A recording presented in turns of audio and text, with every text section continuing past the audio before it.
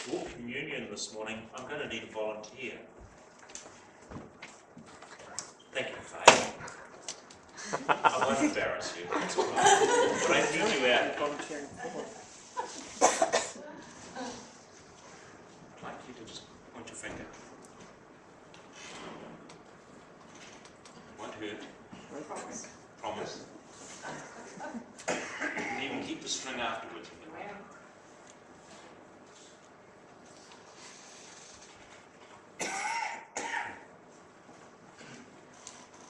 Now, of course, everybody knows what that's for, don't you?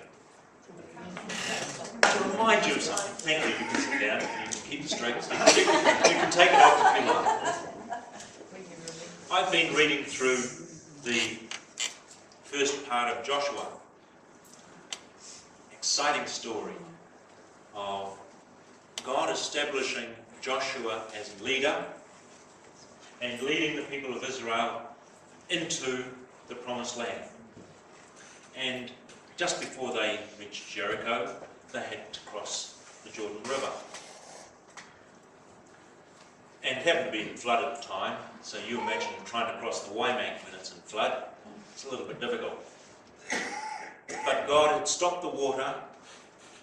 The people carrying the ark, they stopped in the middle.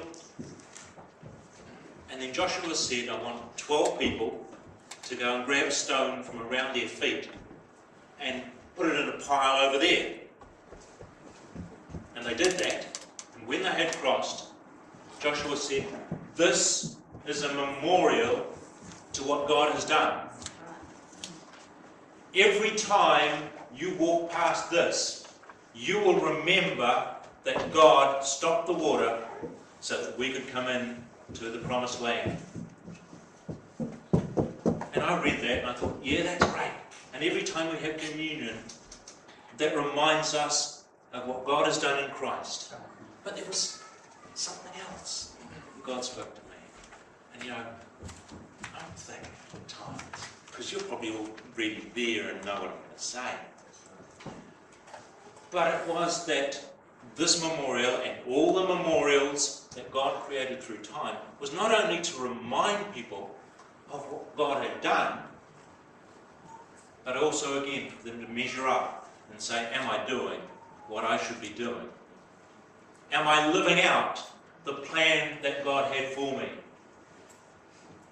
Do my actions measure up to the standard that God has set?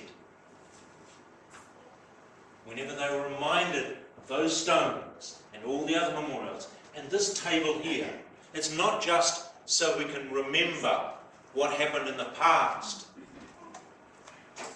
but to think of our actions in the present and the future. Do our actions measure up to what this table represents? And our response will vary. Sometimes we'll be able to say with a clear conscience, yes, Lord, I have been faithful to what you have given me. I have done exactly what you have said. Lord, thank you for walking with me. Thank you for leading me. Thank you for guiding me. And I want to celebrate your achievement in my life. But there'll be other times when we say, Lord, I'm unworthy. I don't match up to the standard you've set. I don't measure up. I know there are things you've said I should be doing and I haven't done them. There are things I've done that I shouldn't have done. But this is not a table of condemnation. It's a table of forgiveness, of restoration, of hope, of future. Just as those stones were on the other side of the Jordan. They weren't there for the past. They were there for the future. To establish God's work and to continue it. And this table does that for us. Can the people who are distributing the envelopes please come?